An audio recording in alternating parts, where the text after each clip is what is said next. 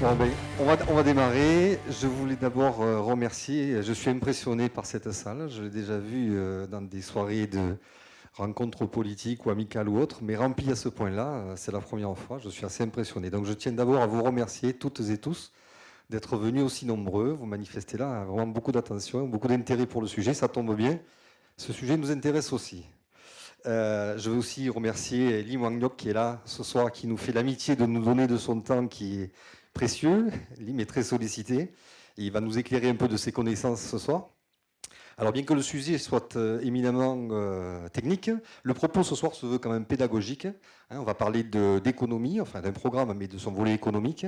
Et l'idée, c'est que chaque militant, mais aussi chaque curieux ou sympathisant, puisse repartir, qui avec son lot d'arguments pour aller battre à la campagne, qui avec des réponses à ces questions. Voilà. Alors, il y aura un échange, Lim prendra la parole, puis derrière, il y aura une série d'échanges de questions-réponses. Alors, quelques mots sur Lim. Lim est avant tout un économiste qui, ayant obtenu son doctorat à la Sorbonne, eh bien, a décidé d'y rester comme maître de conférence, enseignant-chercheur. Et très tôt, Lim s'est opposé à l'orthodoxie ambiante et il a été un des initiateurs de l'appel des économistes pour sortir de la pensée unique. Il a aussi participé comme membre du conseil scientifique à la création, à la fondation du groupe ATTAC. Ancien député européen, il est entré en politique il y a une quinzaine d'années à peu près, Lim, ça Lim a décidé en 2015 de quitter le PS, faisant le constat comme d'autres avant lui, et puis notamment Jean-Luc Mélenchon. Lim a fait le constat que ce parti ne pouvait pas se réformer de l'intérieur, donc il l'a quitté. Il a décidé de fonder la nouvelle gauche socialiste. En fin 2015, Lim a été élu sur la région Occitanie, sur la liste Nouveau Monde. Nous sommes quelques militants ici à avoir travaillé au sein de cette liste pour la promouvoir. Et très tôt, Lim a manifesté son soutien sur la candidature de Jean-Luc Mélenchon. Quand je dis très tôt, c'est qu'on s'est vu il y a un an déjà et on en parlait. Hein. Pas tout à fait un an, mais on en parlait. Et aujourd'hui, Lim collabore étroitement avec Jean-Luc Mélenchon, notamment, bien entendu, sur les aspects économiques du programme L'Avenir en commun. Alors, justement, ce programme, qu'est-ce qu'il annonce ?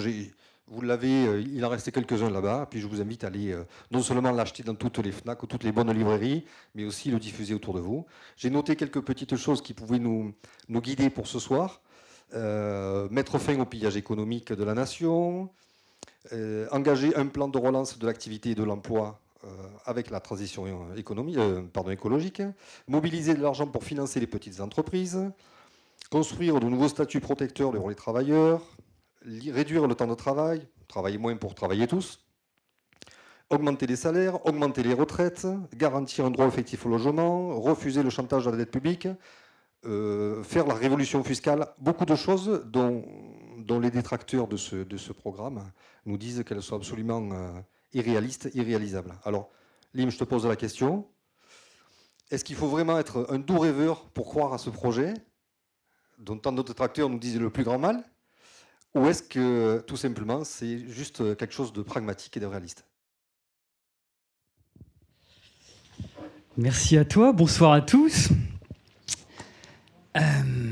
Alors, est-ce qu'on est des doux rêveurs ? Je vais commencer par l'actualité. On est beaucoup moins rêveurs que le candidat investi par le Parti socialiste, qui a un programme pour le moment assez flou. Hein. Vous savez que quand c'est flou, comme dirait l'autre, vous connaissez la formule. Il y a peut-être un loup.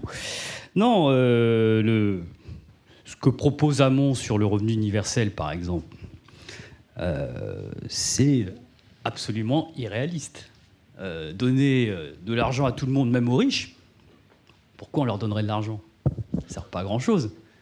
En plus, c'est pas beaucoup, c'est 600 €. Vous voyez ? Donc on donne 600 € aux pauvres. Je vous rappelle que le RSA, c'est 500. Hein, donc ça n'a rien de révolutionnaire, cette affaire-là. Ils donnent ça à tout le monde, ça coûte 400 milliards d'euros. À peu près le budget de la sécurité sociale. Bon. Alors, quand on regarde les projection de la Fondation Jean Jaurès, qui est leur boîte à idées. Là. Les socialistes ont une boîte à idées qui s'appelle la Fondation Jean Jaurès. Ils vous donnent le scénario. Alors, dans leur scénario, ils disent, pour financer ça, on zappe la Sécu, donc il n'y a plus de sécurité sociale. Il n'y a plus d'allocation chômage, puisque vous avez une allocation universelle. Il n'y a plus de retraite par répartition, puisqu'on va donner 1 000 euros aux retraités, enfin 1 100 euros. Et donc on va juste limiter la couverture sociale aux affections de longue durée. Ouais, puisque pour les petits risques, comme vous avez les 600 ou 750 euros, ça dépend du scénario, bah, vous allez vous payer votre sécu, quoi. Enfin, puis vous souscrivez aux assurances privées si vous voulez soigner votre grippe. Bon. Donc voilà, ça débouche sur ça, l'idée du revenu universel, d'une certaine façon. Alors, on leur a claqué ça sur les réseaux sociaux en disant votre truc, non seulement ça coûte cher, ça sert à rien et ça nique la sécu. Et au passage, vous allez vous fâcher avec les syndicats parce que allez expliquer aux syndicats que on arrête avec le salaire socialisé, le salaire indirect et la cotisation sociale, ils vont vous regarder avec des gros yeux, ils ne vont pas voter pour vous. Et donc, voilà, donc ils ont essayé de réviser leur copie.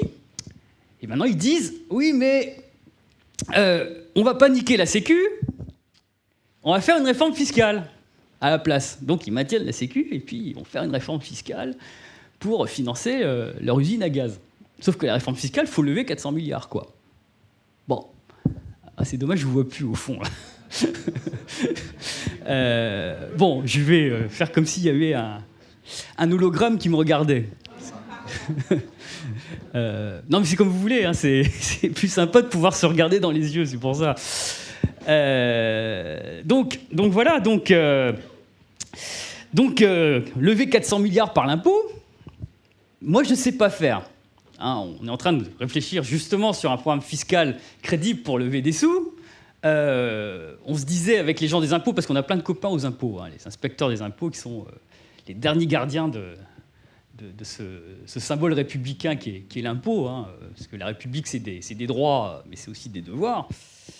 Donc ils nous disent, bon, on va faire une réforme fiscale, je vais vous la présenter dans un instant, qui rendra l'impôt beaucoup plus juste qu'il ne l'est à l'heure actuelle.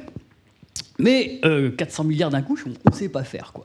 Donc, ce qu'ils nous proposent est absolument irréaliste, c'est de la démagogie, et c'est un slogan de campagne. Nous, on leur dit, il y a un vrai problème à régler, qui est le problème de la pauvreté. Hein, et là-dessus, on est en phase avec les associations de lutte contre la pauvreté, et Jean-Luc fait campagne sur ce thème, et on leur dit, il suffit de mettre les minima sociaux au seuil de pauvreté, c'est-à-dire à 1 000 euros, ça coûte 30 milliards, ça coûte 10 fois moins que votre usine à gaz, et on ne remet pas en cause la sécurité sociale. Au contraire, on mène la bataille dans l'entreprise, dans la sphère de la production, hein, comme le disait Marx. Hein, je pense qu'il y a des gens qui ont lu Marx dans la salle. Donc la bataille, elle est dans la sphère de la production, sur le partage du gâteau, pour que les salariés puissent conquérir une part de ce gâteau, qui reconnaissent la valeur de leur force de travail sous forme de salaire direct, mais aussi sous forme de salaire socialisé, géré collectivement par leurs organisations syndicales. Et ça, c'est l'embryon de ce que notre ami Bernard Friot appelle le salaire à vie, qui reconnaît le fait que, dans la société dans laquelle on vit, la seule source de création de richesse, c'est le travail des salariés. Et qu'il faut reconnaître ce salaire-là à sa juste valeur, le salaire net et le salaire indirect, et il faut que les syndicats puissent, comme représentants des travailleurs, le gérer et en étendre les droits. C'est ça le vrai enjeu, c'est comment, dans la sphère de la production, dans la sphère du pouvoir économique, on conteste le pouvoir aujourd'hui aux directions d'entreprises qui utilisent les profits pour faire autre chose que de l'investissement, hein, puisqu'aujourd'hui, le vrai changement qui est intervenu au cours de ces 30 dernières années, il est dans le partage du gâteau. Donc dire la messe est dite dans le partage du gâteau, il n'y a plus rien à partager, et on leur laisse le pouvoir de contrôler la production et la répartition des richesses, ça revient à dire on va négocier les miettes. On va négocier 600 € dans un coin. Non seulement on ne vit pas avec 600 €, mais ça suppose qu'on renonce à se battre sur tout le reste. Sur le contrôle des entreprises, sur la réduction du temps de travail, sur les salaires, sur les droits sociaux, sur la sécurité sociale intégrale, incluant la sécurité sociale professionnelle et le remboursement à 100% des médicaments, des soins, sans compter le régime de retraite par répartition qui est financé par le salaire des travailleurs. Donc voilà, c'est ça le vrai débat aujourd'hui. de fond qu'on a. Et Hamon, on lui dit, discutons. On peut être d'accord sur plein de trucs, hein, mais ça c'est normal. Beaucoup d'entre nous avons frondé. J'ai vu des frondeurs dans la salle. On a été, pour certains, électeurs et membres du Parti socialiste, membres de son courant. Moi, je lui ai même écrit ses textes. J'ai fait le nègre sur son bouquin. Ils ont cru qu'il avait plagié, mais en fait, non. Il m'avait commandé d'être le nègre. Donc voilà, donc c'est normal qu'il y ait des idées qu'on retrouve, qui nous ait pompé nos idées, puisque maintenant, c'est celle de la France insoumise. Donc il en a pompé quelques-unes.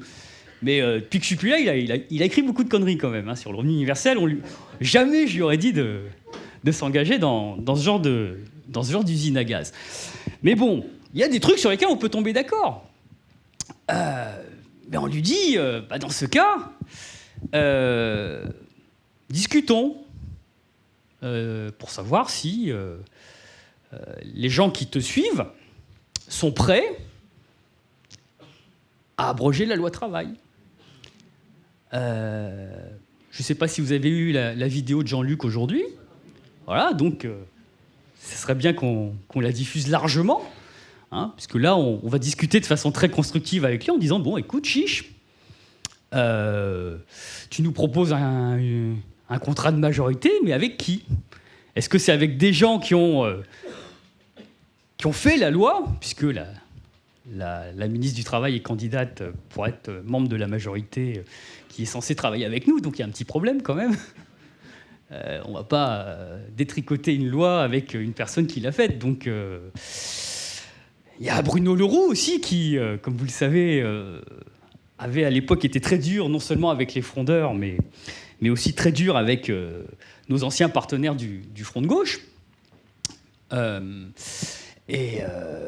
Donc Bruno Le Roux, faut voir si il a envie de continuer à être dur avec sa gauche, ou est-ce que il respecte le langage du suffrage universel qui a sanctionné quand même, lors du scrutin de dimanche dernier, les choix qui ont été opérés par le Parti socialiste au cours de ce quinquennat. Donc ils vont nous répondre samedi. Hein. Enfin, ils ont une convention là où ils vont entériner leurs candidats, notamment aux législatives, parce que dans leur convention, ils font de la tambouille, ils font beaucoup de tambouille, ils font pas beaucoup de fond. Ils vont pas nous répondre sur le revenu universel parce que c'est pas très net entre eux déjà. Sur la retraite à 60 ans, je doute qu'ils nous répondent parce que je suis pas sûr qu'ils soient pour. Sur le SMIC, ils sont partagés. Bon, donc on va voir si sur toutes ces... Alors sur l'Europe, on leur dit il faut renégocier les traités. Bon, on va voir ce qu'ils nous répondent. Donc on leur a mis tout ça sur la table, hein, par vidéo interposée, et puis maintenant sur les réseaux sociaux, tout circule, hein, donc on sait où sont les débats de fond, et donc on attend leur réponse samedi, samedi ou dimanche, puisqu'ils ont leur convention. Bon, j'arrête avec les socialistes, mais tout ça, je voulais commencer par là parce que c'est un peu l'actu, et puis aussi pour dire que notre programme est bien plus crédible que le leur. Eh oui, c'est une première, ça. Il y a des journalistes dans la salle, vous pouvez écrire ça.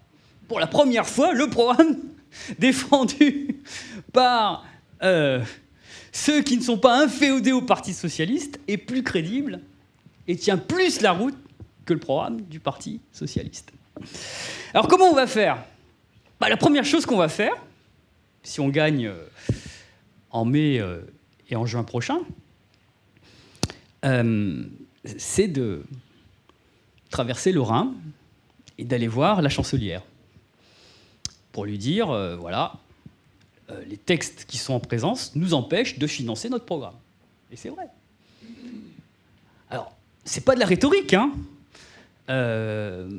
J'ai été au Parlement européen rapporteur à l'époque sur un certain nombre de ces textes contre lesquels j'ai voté et contre lesquels j'ai écrit un certain nombre de choses.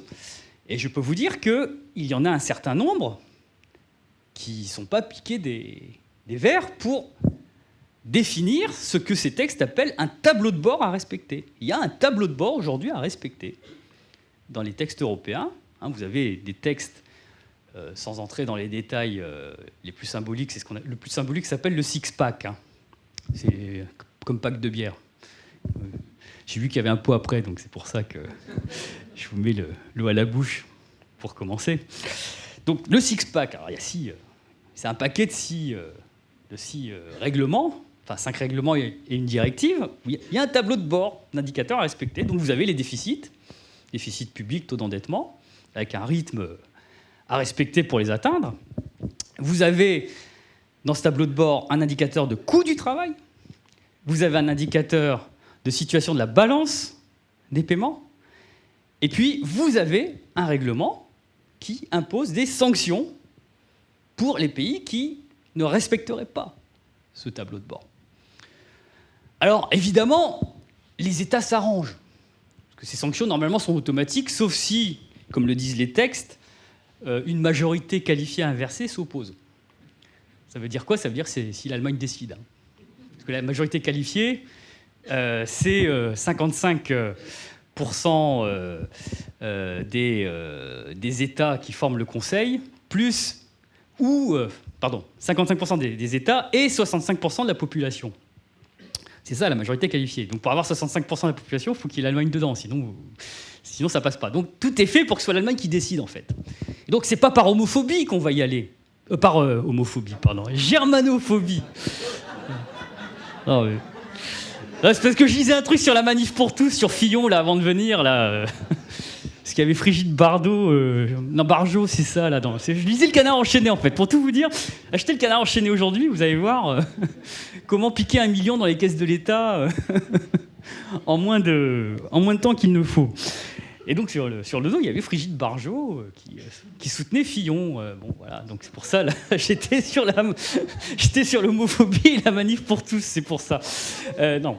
Donc, on va aller voir Madame Merkel, non pas parce qu'on est germanophobe, rien contre les Allemands. Surtout qu'il y a des gens chez Die Linke qui sont très bien, donc c'est pas ça le sujet. Le vrai sujet, c'est qu'aujourd'hui, on est dans une Europe intergouvernementale, où c'est l'Allemagne qui décide. C'est l'Allemagne qui décide parce que normalement, tout a été fait pour que le couple franco-allemand soit moteur. Écoutez pas Madame Le Pen, hein, c'est pas une Europe fédérale. On n'est pas dans une Europe fédérale où il y a des pouvoirs supranationaux, un Parlement européen fort avec un exécutif fort qui imposerait ses lois aux parlements nationaux et aux États nationaux. Non, c'est pas vrai ça. On n'est pas dans cet État fédéral-là dont rêvait Jacques Delors. On est dans une Europe intergouvernementale où vous avez un euro, vous avez une banque centrale, mais vous avez des États qui se réunissent au Conseil, et c'est au Conseil que ça se décide. Et c'est le couple franco-allemand qui décide. Et donc, quand dans un couple, il y en a un qui dit plus rien, comme dirait l'autre, c'est l'autre qui porte le slip, quoi. Donc, c'est un peu ce qui se passe. Donc, on va aller voir Madame Merkel pour dire que dans un vrai couple, eh bien, c'est égalité homme-femme. C'est, voilà, chacun parle d'une voix. Et la France qui n'a pas demandé assistance à l'Union européenne, hein, contrairement à la Grèce, parce qu'on nous dit oui, mais la Grèce n'a pas réussi. Ouais, forcément, la Grèce était au bord de la faillite et a dû demander assistance à l'Union européenne pour obtenir des sous. Donc forcément, les autres, quand vous n'avez pas de pognon et que vous demandez du pognon aux autres, les autres vous disent tu fais ça en contrepartie. Là, la France a demandé assistance à personne. La France finance sa dette à taux zéro aujourd'hui. Il n'y a pas de problème de ce côté-là. Et donc, on est en position parce que politiquement et historiquement, nous sommes l'autre moteur de la construction européenne. Nous sommes en mesure de dire à l'Allemagne, voilà, si on ne réoriente pas la construction européenne, il y a un petit problème. Tout simplement parce qu'aujourd'hui, l'application de ces textes, hein, donc pas seulement le traité budgétaire, le traité budgétaire c'est un machin symbolique, mais ce qui fait vraiment appliquer les textes, c'est des règlements comme celui que je viens de vous décortiquer. Donc, tant qu'on applique ces textes-là, ça veut dire quoi? Ça veut dire que tous les pays pratiquent des politiques d'austérité. Et si tous les pays, et c'est pas que la France, et les autres c'est pire, si tous les pays baissent leurs salaires, et baissent leurs dépenses en même temps, qu'est-ce qui se passe? Non seulement personne n'y gagne, hein, mais oui, tout le monde y perd. Vous avez tué la demande en Europe. Si vous baissez les dépenses publiques et les dépenses sociales, parce que vous dites je vais les baisser pour pouvoir baisser les impôts et ce qu'ils appellent les charges sur les salaires, et puis qu'en même temps vous faites des réformes structurelles sur le marché du travail parce que vous voulez baisser le coût du travail et puis mettre des lois travail partout, le résultat des courses c'est quoi? C'est que vous avez tué la demande. Et vous êtes aujourd'hui en déflation. la Banque Centrale Européenne, sa plus grosse crainte, c'est la déflation. La déflation, c'est quoi? C'est que c'est la surproduction. C'est le fait qu'on produise mais qu'on ne vend pas. Et c'est exactement ce qui se passe. Aujourd'hui, les entreprises ont des surcapacités parce qu'on a tellement étranglé les États et les populations qu'il n'y a plus personne pour acheter leurs marchandises. Et c'est ça la déflation. C'est ça le fait qu'aujourd'hui, la zone euro croît à un niveau, à un taux très faible, et que la France, je ne sais pas si vous avez vu les derniers chiffres, qui devait faire 1,5% de croissance en 2016, en a fait moins qu'en 2015, et à 1,1%. Et quand vous faites 1,1 au lieu d'1,5, les recettes fiscales que vous avez prévues pour vous désendetter, elles ne sont pas là, puisque vous n'avez pas l'activité économique, donc vous avez moins d'individus qui travaillent, vous avez moins d'individus qui payent d'impôts et de cotisations, et donc vous n'avez pas de rentrée fiscale. Et donc c'est ça qui creuse les déficits, malgré le fait que vous ayez fait des politiques d'austérité. Et la dette se creuse, non pas parce qu'on a fait trop de social, ça se saurait, mais parce qu'on a mené des politiques qui ont tué la bête. Et Hollande a pris le pays avec une dette publique à 90%, 91% du PIB, elle est aujourd'hui à 98% du PIB. Non pas parce qu'il a fait du social, ça se saurait, mais parce qu'il a mené une politique qui a pas réussi. Et qui a même vidé les caisses. Qu'est-ce qu'ils ont fait pendant 5 ans? Ils se sont arrangés avec les Allemands, pour le coup. Ils se sont dit, foutez-nous la paix, m'emmerdez pas sur les 3%, moi, j'adopte votre traité budgétaire, vous m'emmerdez pas sur les 3%, vous m'autorisez à faire plus de 3%. Et l'Allemagne a dit oui. Et l'Allemagne a dit oui, mais en contrepartie, vous faites votre pacte de responsabilité, votre CICE, votre loi travail, vos réformes structurelles, et tout le tralala. Et c'est ça qu'ils ont fait pendant 5 ans. Ils ont vidé les caisses pour filer du pognon aux entreprises. Et pas qu'un peu, hein. Pas qu'un peu. 40 milliards, le PIB c'est 2000 milliards, 40 milliards c'est 2 points de PIB. C'est 2 points de PIB. Si bien que les profits des entreprises ont retrouvé leur niveau d'avant la crise de 2008. Ils sont même supérieurs, ils sont à leur pic historique. Aujourd'hui, la part des profits dans la valeur ajoutée, c'est 32%. Hein, je rappelle qu'en 1983, la part des profits dans la valeur ajoutée, c'était 20%. Donc vous imaginez 10 points de PIB, ce que c'est. Hein, 10 points de PIB, vous comptez vous-même, un point de PIB, c'est 20 milliards. Donc, vous voyez que 10 points de PIB, 20 milliards multipliés par...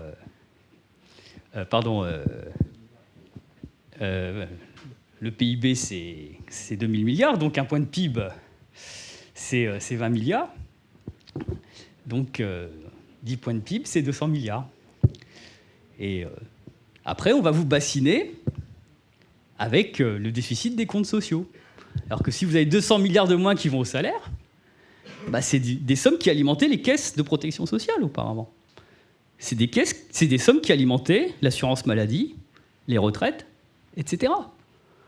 Et nous, quand nous disons la retraite à 60 ans, c'est possible, nous partons de l'idée qu'il faille avant tout modifier le partage des richesses dans l'autre sens. De telle sorte que, à nouveau, les salaires puissent financer la sécurité sociale intégrale et la retraite à 60 ans. Mais ce n'est pas infaisable. C'est d'autant moins infaisable que quel est le changement. Il y a 2 changements clés par rapport à il y a 30 ans, pour les plus anciens. Parce qu'on nous dit, vous êtes irréaliste. Vous adaptez pas au monde moderne. Qui d'ailleurs n'est pas tellement en marche, hein. Il est plutôt en panne, comme je viens de le montrer. Mais justement, qu'est-ce qui s'est passé au cours de ces 30 dernières années? En 83, ils pouvaient encore nous tenir le discours, les taux de marge sont trop faibles. À l'époque, on les avait bien plumés quand même. On avait fait un programme de gauche en 81. Bon, ça a duré que 2 ans, mais bon, on avait tout nationalisé, les industries stratégiques, le système bancaire, on avait augmenté les salaires, les prestations sociales, on avait mis l'impôt sur la fortune, la retraite à 60 ans, etc. Bon, c'est pas allé assez vite, on aurait pu aller plus loin, puis on n'était surtout pas obligé de changer de fusil d'épaule en 83. Bon, malheureusement, ça a été fait. Alors qu'est-ce qui s'est passé depuis 30 ans? Il s'est passé que non seulement le partage salaire-profit, il s'est déplacé dans l'autre sens. 10 points, comme j'ai dit. Mais les profits, ce qu'on appelle les profits nets, c'est-à-dire les profits après amortissement. Avant, 80% de ces profits étaient réinvestis. Dans les années 70-80. 60, 70, 80. Et seulement 20% alimentaient les dividendes. Aujourd'hui, c'est 80% de ces profits qui alimentent les dividendes. Et seulement 20% l'investissement. Donc vous voyez pourquoi aujourd'hui l'économie est en panne et non pas en marche. Non seulement on a tué le pouvoir d'achat, parce qu'on a mené les politiques d'austérité, mais également le coût du capital est trop élevé. Le coût de la rémunération de l'actionnaire, qui exige non seulement une part croissante du gâteau dans les profits, mais dans les profits, 80% de ces profits à verser sous forme de dividendes, eh bien, tout ça, ça ne va pas dans l'économie. Ça ne finance pas des projets utiles. Ça va sur les marchés financiers. Et ça crée des bulles, et ça engendre des crises comme en 2008. C'est exactement ça qui est en train de se passer. Nous sommes complètement réalistes quand nous partons de cette analyse de l'évolution du monde contemporain pour faire notre programme. J'ajoute, et vous verrez après que tout notre programme est cohérent, j'ajoute que après 83, on a privatisé. Et pour cause, puisque la mode, c'était de dire, bon, bah, le programme de 80, ça ne marche pas, donc on va privatiser, on va ouvrir les marchés financiers, on va être libéraux dans une Europe libérale. Puis chez les socialistes, on va être social-libéral parce que c'est à la mode. Et puis voilà. Et puis les idées de la deuxième gauche avaient fini par l'emporter. Je rappelle qu'Hamon, à l'époque, était rocardien, hein, donc il défendait ces trucs-là aussi. Bon, qu'est-ce qui s'est passé? On a privatisé, mais on n'a pas fait ça à l'anglo-saxonne. On a constitué ce qu'on appelle des noyaux durs. Les noyaux durs. C'est quoi les noyaux durs? C'est qu'on a réservé les bijoux de famille aux grandes familles de la bourgeoisie française, qui ont constitué des holdings familiales. Les Bernard Arnault, Bolloré, Bettencourt, Dreyfus, Dassault, Muliez, etc. Vous les avez tous les ans dans la revue Challenge au mois de juillet. Oui, parce qu'ils sont sans complexe, ils s'affichent. Hein, donc la revue Challenge publie leur fortune avec leurs photos, leur mode de vie, leur château, etc. Bon. Est-ce que c'est qu'un vrai riche, hein? C'est 17 milliards de patrimoine. Hein. C'est pas les classes moyennes supérieures. Hein. Et voilà. C'est des gens qui ont un patrimoine supérieur à 1 milliard, à plusieurs milliards, et qui ont comme revenu annuel entre 1 et 10 millions par an. Bon, alors, donc, on leur a confié les bijoux de famille. On a privatisé les banques. Et les banques, eh bien, ont participé à la constitution de ces noyaux durs. Parce qu'elles financent aujourd'hui les activités économiques non plus par des crédits, comme auparavant, où on filait des crédits à bateau aux entreprises pour qu'elles puissent se financer. Mais les banques, aujourd'hui, financent par le marché. Ça veut dire quoi par le marché? C'est qu'elles achètent des actions pour participer au noyau dur, très précisément. Et le monde de la finance, c'est quoi aujourd'hui? Le monde de la finance, il a un visage. Hollande dit qu'il n'a pas de visage, qu'il ne se présentera jamais à une élection. C'est pas vrai. Il a un visage. Il a un visage. C'est les 500 grandes fortunes de France, plus les banquiers, Oudéa, Pébro et compagnie, qui ont pris des participations dans les noyaux durs. Et c'est ça aujourd'hui qui tient le capitalisme français. Et c'est ça qui cohabite avec des fonds de pension qui sont là, mais en beaucoup plus petit nombre. Hein. Vous avez plein de fonds de pension anglo-saxons qui représentent 1% à chaque fois du capital, qui sont là en nombre. Et puis vous avez les noyaux durs qui représentent une vingtaine de pourcents qui suffisent à verrouiller le capital des entreprises françaises. Et tout ça est sur une logique de partage du gâteau, comme je l'ai dit, où on va maximiser la part du revenu qui va qui va à la rente. Et ça ne va pas à l'investissement, cette affaire-là. C'est ça aujourd'hui, le capitalisme contemporain. Et c'est ça qui fait que les inégalités n'ont cessé de se creuser. Parce qu'évidemment, si la part du gâteau qui va aux dividendes est croissante, vous comprenez que les revenus du patrimoine qui forment l'essentiel du revenu des 0,1% les plus riches montent sans arrêt. Donc vous avez des inégalités qui s'accroissent. En plus, vous avez des hauts salaires qui augmentent puisque les cadres dirigeants s'arrosent avec des bonus. Et puis en même temps, à l'autre bout de la population, la moitié des gens sont en dessous de 1 700 €, il y a 9 millions de pauvres, et vous avez des salaires qui stagnent. Voilà ce qui se passe, c'est ça la réalité économique aujourd'hui, avec une explosion du chômage évidemment, puisque comme il n'y a pas d'activité, vous avez un emploi qui est atone.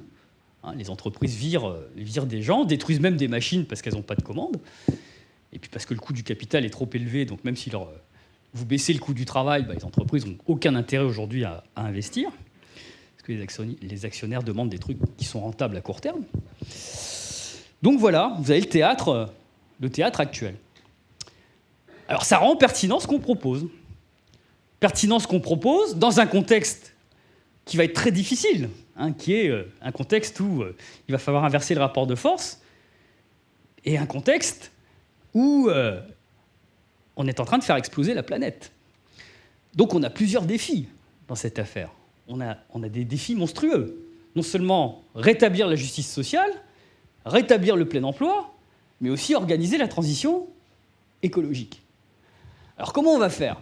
Tout d'abord, il faut trouver les moyens. C'est l'objet de la réunion d'aujourd'hui. En sortant des traités, il faut négocier que l'on n'applique plus ces textes à la noire, qu'on sorte du pacte de stabilité pour pouvoir emprunter et financer la transition écologique. On a chiffré ça à 100 milliards nécessaires pour engager cette transition écologique sur 5 ans, 100 milliards pour sortir du nucléaire, et ça crée des emplois. Il faut dire aux salariés de Fessenheim que la sortie du nucléaire requerra leurs compétences, qu'on ne détruira pas leurs emplois, mais qu'on les utilisera pour, très précisément, démanteler les usines et construire d'autres usines, sources d'énergie renouvelable. Donc, il faut dégager 20 milliards par an pour ça. J'ai dit tout à l'heure, un point de PIB, c'est 20 milliards, c'est pas énorme. Lorsque le gouvernement Hollande, Valls et compagnie arrivent à obtenir un point de PIB de déficit en plus, quand ils font 4% de déficit au lieu de 3%, qu'est-ce qu'ils obtiennent ? Ils obtiennent ce fameux pourcent de marge de manœuvre, c'est 20 milliards en plus. Sauf que qu'est-ce qu'ils en ont fait de ces 20 milliards en plus ? Ils les ont filés aux copains et aux coquins, comme on disait avant. Donc voilà, c'est ça l'enjeu. Donc, sortir des textes européens pour disposer de marge de manœuvre supplémentaire. Alors s'ils disent non, on a un plan B, donc c'est pas l'objet de la réunion d'aujourd'hui, ça me prendrait 3 heures à vous expliquer tout ça, mais vous demanderez à d'autres intervenants de vous expliquer le plan B, mais j'y répondrai volontiers pendant le débat s'il y a des questions là-dessus. On a un plan B, s'ils disent non, dans ce cas-là, on se casse et puis on fait nous-mêmes avec ceux qui veulent, quoi. Bon, mais c'est pas infaisable, comme je vous le montrerai. Bon, donc il y a ça, et puis après il y a la réforme fiscale. Alors, une réforme fiscale, ça se fait en début de quinquennat aussi. La dernière fois, c'était clair qu'ils n'allaient pas le faire. Au bout de 6 mois, on a attendu, on a compris qu'il n'y aurait pas de réforme fiscale et qu'ils ne toucheraient pas à la répartition des revenus. Bon, mais plus généralement, une réforme fiscale, ça sert à quoi ? Ça sert, dans le contexte actuel, à lever des sous. Je pense qu'on peut gratter entre 20 et 30 milliards supplémentaires par une bonne réforme fiscale. Là, je parle sur des chiffres crédibles. Je ne suis pas sur les 400 milliards d'amont. Là, si on fait une vraie bonne réforme fiscale, il est possible qu'on gratte 10 milliards en plus sur l'impôt sur le revenu et une quinzaine de milliards sur l'impôt sur les sociétés. Et puis, entre 3 et 5 milliards sur l'impôt sur la fortune. Donc c'est un peu ça l'objectif, qu'on est en train de chiffrer très précisément. Il y aura une séance sur YouTube en direct, on sera questionné par les journalistes pour leur montrer que c'est crédible. Et donc c'est un peu ça l'objectif. Alors, donc une réforme fiscale, ça sert à quoi ? Ça sert à lever des sous, ça sert à corriger les inégalités, et ça sert à modifier les comportements, notamment le comportement des entreprises qui aujourd'hui versent plus de dividendes que n'investissent. Donc va essayer de poursuivre ces 3 objectifs. Alors comment ? Alors, tout d'abord, le premier principe, c'est que on va respecter la philosophie de l'impôt républicain. Et on va essayer de l'incarner. C'est quoi la philosophie de l'impôt républicain ? C'est le fait qu'en République, il y a un bien public accessible à tous.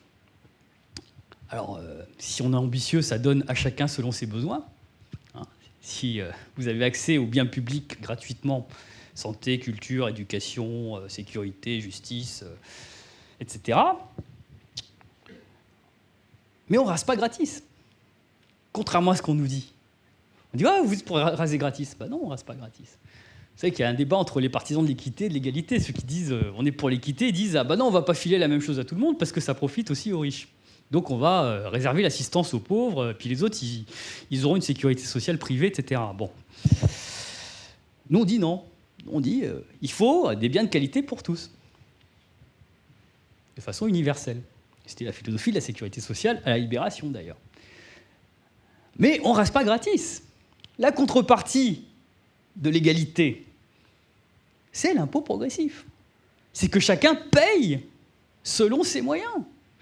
Et que l'on respecte le principe de l'article 13 de la première déclaration des droits de l'homme, qui consiste, pour l'entretien de l'administration et des forces publiques, eh bien, chaque citoyen doit participer au financement selon sa faculté contributive. C'est l'article 13 de la première déclaration des droits de l'homme. Et la faculté contributive, c'est chacun paye selon ses moyens. Ça justifie l'impôt progressif. Or, le problème de l'impôt en France aujourd'hui, c'est qu'il est très injuste. L'impôt, il pèse sur qui ? Sur les classes moyennes et sur le peuple. Les riches payent très peu, contrairement à ce qu'on croit. Il pèse sur le peuple parce que la TVA, qui est l'impôt typique de l'Ancien Régime, rapporte 51% des recettes fiscales. Vous ajoutez toutes les taxes sur l'alcool, l'essence et tout le tralala. Ça vous fait les 2/3 des recettes fiscales. C'est les gabelles d'Ancien Régime. Hein. C'est que ça. L'impôt sur le revenu, ça rapporte que 17% des recettes fiscales. Ça rapporte que dalle, l'impôt sur le revenu. Or, c'est le seul impôt progressif. Ça rapporte 70 milliards à peu près, ce qui n'est pas énorme par rapport à une TVA qui rapporte bien plus, une centaine de milliards, et un impôt sur les sociétés qui ne rapporte qu'une quarantaine de milliards, sans compter l'impôt sur la fortune qui ne rapporte qu'à peine 6 milliards. Donc vous voyez les différentes proportions. Donc il faut faire monter en puissance l'impôt sur le revenu.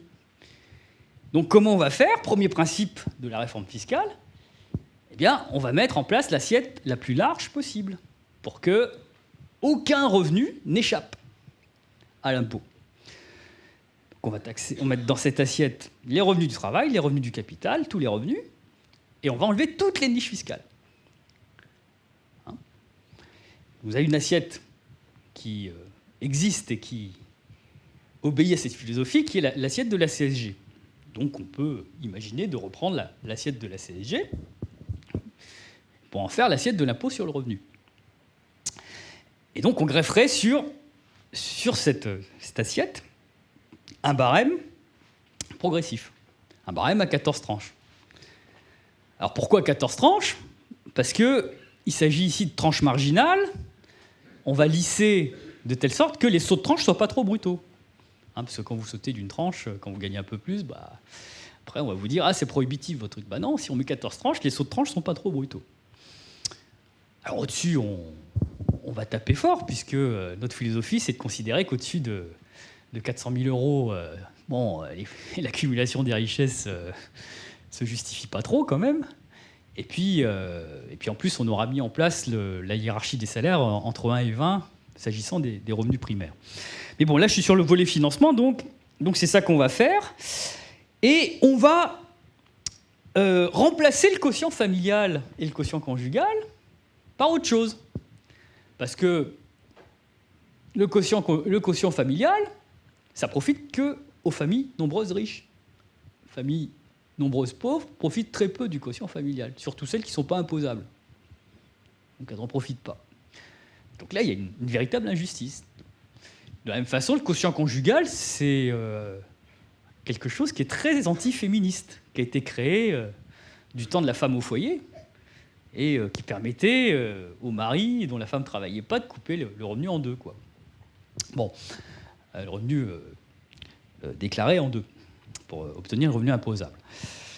Donc là, ça ne se justifie plus puisque nous sommes favorables à l'émancipation féminine, à l'égalité homme-femme, et donc on est plutôt pour un impôt individualisé, ce qui ne veut pas dire qu'on ne fera pas de politique familiale, au contraire. On fera une politique familiale qui consiste à remplacer le quotient familial par un crédit d'impôt, on peut chiffrer à 165 € par mois, donc ça vous, et par enfant. Donc c'est un crédit d'impôt forfaitaire par enfant, si bien qu'un enfant de riche et un enfant de pauvre, bah, ça vaut la même chose du coup, ce qui n'est pas le cas aujourd'hui. Donc là, ça serait vraiment universel. Et donc, vous faites le calcul sur l'année, hein, ça vous fait une somme substantielle qui est attribuée au titre de la politique familiale pour chaque enfant. Et ça remplacerait de la façon la plus juste possible le système injuste du quotient familial. Alors ça, c'est pour l'impôt sur le revenu. On maintiendrait à côté une CSG affectée au financement de la protection sociale. La CSG a été inventée pour faire participer tous les revenus au financement de la sécurité sociale, dont une partie est universelle. La santé, notamment, c'est quelque chose dont tout le monde peut profiter, même quand il ne travaille pas. Donc ça justifie qu'on élargisse le financement de la protection sociale à un impôt type CSG. Mais le deuxième principe de notre révolution fiscale, c'est de maintenir, comme je l'ai dit pour commencer, la cotisation comme principe clé du financement de notre modèle social, et en particulier de la sécurité sociale, du système d'allocation chômage et du système de retraite par répartition. Il est hors de question de remettre en cause la cotisation sociale. Et je souligne au passage que dans le programme de Fillon, alors je ne sais pas si ça va rester parce que ces jours sont comptés, mais bon, dans le programme de Fillon, l'ennemi, c'est la cotisation sociale. Si vous le lisez en détail, dans le programme des Républicains, il y a ce qu'ils appellent un allègement de 40 milliards de la cotisation sociale. 2 points de PIB. Et ils vous disent, on va financer cet allègement de cotisation sociale, c'est-à-dire cette restauration de 2 points de PIB en faveur des profits, on va le financer par une hausse de la TVA. Alors là, c'est plein pot pour les salariés. Non seulement ils perdent 2 points de salaire socialisé, mais en plus, ils prennent 2 points de TVA dans la gueule. Un point de TVA, c'est 8 milliards, ça veut dire 16 milliards dans le partage du gâteau, qui vont des ménages au financement de ce qui était financé auparavant sur le salaire socialisé, en amputant les profits. Mais alors, 8 et 8, 16 milliards sur les 40. Vous voyez qu'il va en manquer. Qu'est-ce qu'ils font du reste ? Bah, ils privatisent. C'est pour ça que dans le programme de Fillon, et personne ne l'a relevé, la contrepartie de la baisse des 40 milliards de cotisations sociales, c'est le fait qu'on ne finance plus que les affections de longue durée.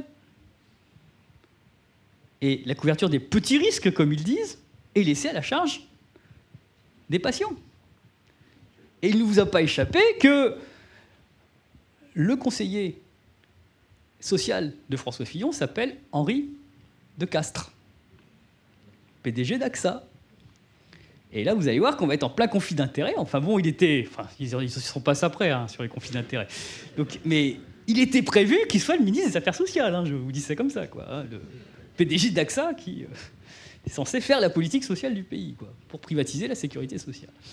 Donc nous, on fera le contraire. On dira non, la cotisation sociale, c'est le pilier du système de protection sociale et nous l'utiliserons pour financer et l'assurance chômage. Et donc là, pas question d'entrer dans les trucs à la Macron qui visent à remplacer la cotisation sociale par autre chose pour financer l'assurance chômage, parce que là, ça ne serait plus l'assurance chômage. Ça serait un machin type revenu universel. Et puis, pour revenir à la retraite à 60 ans, eh bien oui, la cotisation sociale, s'il faut un peu l'ajuster, on le fera. On le fera, mais on regardera pour les retraites. Il faudra regarder comment on fait, sachant que si on regarde les rapports du Conseil d'orientation des retraites, si les revenus d'activité augmentent de 1,5% par an, il n'y a plus de problème de financement des retraites. Donc il faut voir à quel rythme augmentent les revenus d'activité. Donc les revenus d'activité, c'est quoi? C'est les salaires. Donc ça dépend à quel rythme on fait progresser les salaires. Alors évidemment, si vous faites baisser les salaires, ce qui se fait dans tous les pays d'Europe, obligatoirement, vous avez un problème pour financer les retraites, quoi. Bon. Donc comme nous, notre objectif, c'est de rétablir un tant soit peu la part des salaires dans la valeur ajoutée, en augmentant le SMIC et en entraînant une revalorisation de tous les salaires. Donc on verra comment il faut ajuster ensuite les cotisations pour arriver à l'équilibre. Mais c'est pas infaisable et c'est pas inconcevable que si le taux de croissance de l'économie est de grosso modo 1,5% par an, que les salaires augmentent au même rythme. Parce que si les salaires n'augmentent pas au même rythme que le taux de croissance de l'économie, ça veut dire que c'est les profits qui augmentent. Donc si on veut équilibrer les choses, c'est pas infaisable cette affaire-là. Et c'est pas infaisable donc de maintenir la cotisation sociale comme principe de financement du régime des retraites. Alors après, l'impôt sur la fortune. L'impôt sur la fortune. Vous savez que M. Macron veut le supprimer. Personne ne le dit, ça. Attendez, on dit Macron n'a pas de programme, mais attendez, Macron, il s'exprimait tous les jours quand il était au ministère du Travail, il lançait des ballons d'essai et il commençait son entreprise de séduction auprès du MEDEF. Je vous parie que le candidat du système, le candidat du MEDEF, d'ici peu, ça va être Macron. Quand l'autre va exploser en vol et qu'ils n'auront pas de plan B, ni au propre ni au figuré d'ailleurs, ça va être Macron le candidat du système. Ça va être leur Juppé au MEDEF. Bon. Macron a déclaré que l'impôt sur la fortune était un impôt imbécile. Les conservateurs pensent la même chose. D'ailleurs, les conservateurs et les libéraux pensent souvent la même chose en économie. Alors, nous, on pense au contraire que l'impôt sur la fortune, c'est un impôt très intelligent. Pourquoi ? Parce que même si vous mettez une tranche marginale à 100% au-dessus de 400 000 euros par an, 400 000 euros par an, c'est 400 SMIC quand même.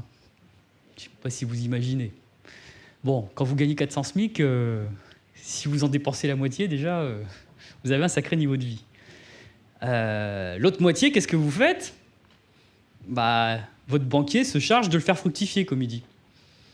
Donc, ça va gonfler votre revenu du patrimoine. Donc, même si on a un impôt sur le revenu progressif, vous ne taxerez jamais Madame Bettencourt à 100%. Surtout que le 100%, c'est sur la tranche marginale au-dessus de 400 000. Donc, vous lui prendrez jamais tout sur le flux de revenus qu'elle gagne tous les ans. Et si ce flux de revenus continue sans arrêt d'alimenter son stock de patrimoine, qu'est-ce qui se passe ? Il se passe que le stock de patrimoine, il grossit sans arrêt. Et que vous avez une rente qui se reconstitue ad vitam aeternam. Et c'est pour ça que les riches veulent supprimer l'ISF. C'est que c'est le grain de sable qui leur permet d'éviter, qui permet d'éviter que ne gonfle indéfiniment le patrimoine. Le patrimoine, c'est quoi ? C'est comme la branche d'un arbre qui pousse. Si votre but, c'est vraiment de lutter contre la rente, et normalement, un vrai libéral devrait lutter contre la rente et prôner l'égalité des chances au début de la vie, notamment. Et les vrais libéraux aux États-Unis sont pour les impôts pour le patrimoine. Un type comme Bill Gates, le gars de Microsoft, là, lui, il est favorable aux droits de succession, aux impôts sur le patrimoine, parce qu'il dit que c'est pas normal qu'à la naissance, j'ai plus de pognon que le pauvre d'à côté. On doit être sur la même ligne de départ, et après, c'est le meilleur qui gagne, quoi. Bon. Là, non, en France, les riches, ils disent non. Laissez la branche pousser, ça décore. On a des jardiniers pour les tailler, bon, avec des niches fiscales dessus, bon. Donc, vous voyez que s'il n'y a pas d'impôt sur le stock de patrimoine, eh bien, vous avez le flux qui alimente la poussée de la branche, qui fait que cette branche pousse sans arrêt. Et donc, si vous voulez la couper tous les ans au même niveau, il faut un impôt sur le patrimoine. Il faut un impôt sur le stock qui complète l'impôt sur les flux de revenus. Et c'est pour ça que l'impôt sur la fortune est un très bon impôt, dont l'assiette est trop restreinte parce qu'on n'a pas mis, parce que M. Fabius est collectionneur, on n'a pas mis les œuvres d'art dedans. Mais je vous assure, Fabius, il se vantait de dire, quand il était au PS, il dit « Ah non, les œuvres d'art, on ne va pas les mettre là-dedans. Attendez, vous avez vu, famille d'antiquaires, attendez, on n'a pas les œuvres d'art. » Et puis, il y a plein de niches fiscales pour que les actions et autres valeurs mobilières soient exonérées de taxation. Alors, encore une fois, le discours sur faut pas trop taper les profits, le patrimoine, tout ça, était recevable il y a peut-être une vingtaine d'années. Mais enfin bon, aujourd'hui, la situation est quand même plus la même, quoi. Le balancier est tellement revenu à droite qu'il y a des discours qui sont plus du tout recevables. Donc oui, on maintiendra l'impôt sur la fortune et on réfléchira à en améliorer l'assiette, ce qui pourrait rapporter grosso modo 2 à 3 milliards de plus par rapport à ce qu'il rapporte actuellement. Et enfin, l'impôt sur les sociétés.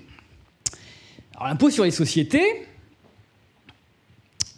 c'est important cette affaire, parce que comme on va revaloriser le SMIC, on va le mettre à 1700 brut. Donc ça veut dire qu'on le met à 1300 net, si vous voulez. Donc on l'augmente de 200 €. Hein. Alors vous avez, comment il s'appelle, Christophe Barbier qui va vous dire ah, mais si vous faites ça, quelle horreur, les entreprises vont faire faillite, etc. Bon. Donc il faut répondre. Hein, on ne répond pas qu'aux socialistes, il faut répondre y compris aux éditorialistes, et notamment à Christophe Barbier. Bon, on va lui dire la chose suivante. On va dire oui, effectivement, il y a un problème. Le taux d'imposition des PME est scandaleusement plus élevé que le taux d'imposition des entreprises cotées. Donc on va arranger ça. Donc on va mettre un taux plus bas d'impôt sur les sociétés pour les PME. On va s'arranger pour le faire techniquement. Donc on va baisser le taux d'impôt sur les sociétés. Par contre, on va créer un truc, ça va s'appeler l'impôt sur les dividendes. Hein, parce que vous savez que les grosses sociétés font de l'optimisation fiscale. Donc là, on va créer une assiette dividende. Comme ça, on tape à la source, avant distribution des dividendes, les fameux 80% des profits qui ne vont pas à l'investissement. On les prend au mot. Ah, puisque vous dites que les profits, ça sert à l'investissement, ben on ne taxe pas l'investissement. On va baisser l'impôt sur la société. Par contre, on crée une tranche spéciale sur les dividendes, où là, on va taper, parce que ça ne sert à rien, votre truc, à part alimenter la spéculation. Alors, rassurez-vous, on va vous en laisser assez. Hein. Bon, on va taper un peu sur les personnes physiques qui ont du capital dans le cadre de l'impôt sur le revenu, mais vous inquiétez pas, hein, vous pourrez toujours placer votre épargne en assurance vie, etc. etc. Bon. Mais c'est ça qu'on va faire.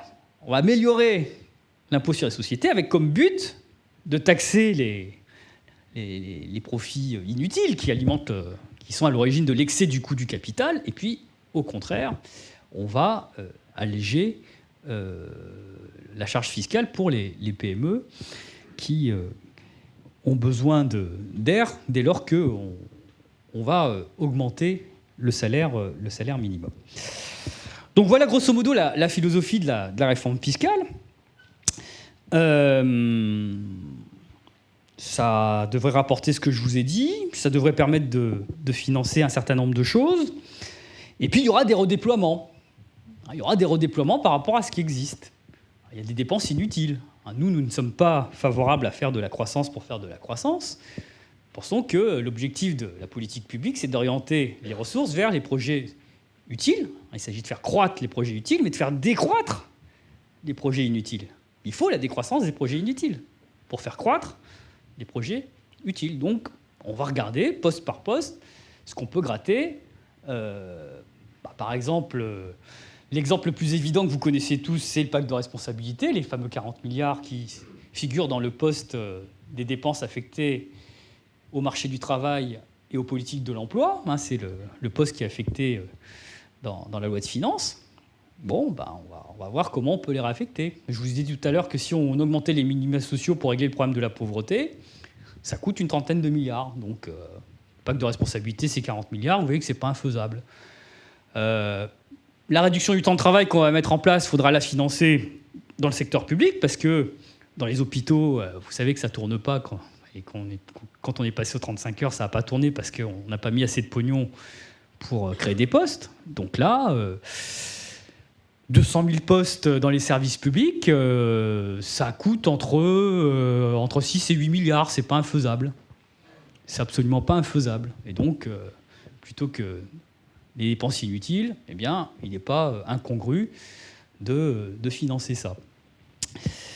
Donc voilà, donc dans ces grandes masses, on a un programme qui tient la route, qui est crédible sur le plan financier, qui est pertinent compte tenu de l'inefficacité d'une politique qui menée depuis 30 ans par des majorités opposées successives, ont toujours demandé les efforts aux mêmes, avec, dans le partage du gâteau, toujours la même conséquence qui est de servir les 0,1% les plus riches, avec un ruissellement qui ne s'est pas effectué. Aux États-Unis, il y a une théorie qui s'appelle la théorie du ruissellement.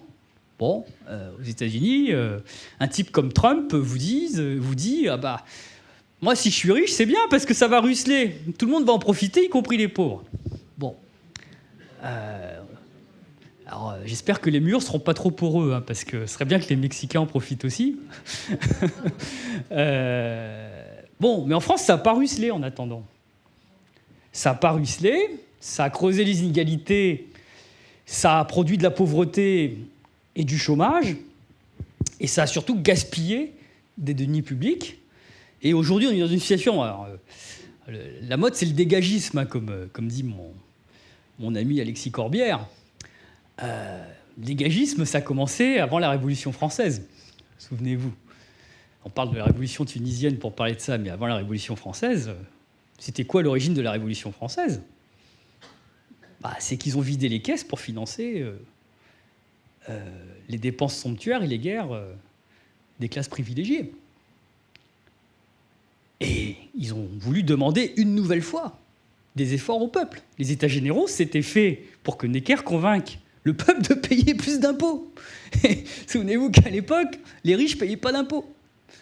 Donc vous voyez qu'on n'est pas loin de cette situation. Ils ont vidé les caisses, ils ont creusé la dette pour venir au secours des banques en 2008 et pour financer le redressement de ce qu'ils appellent le taux de marge aujourd'hui, avec un partage du gâteau qui n'a jamais été aussi favorable aux grandes familles détenant le patrimoine de la France d'aujourd'hui. Donc voilà, donc faut pas qu'ils s'étonnent. Les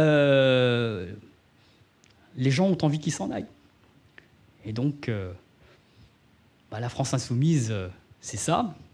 C'est tous ces insoumis qui, courageusement, redressent la tête et montrent que les sondages peuvent avoir tort. Merci.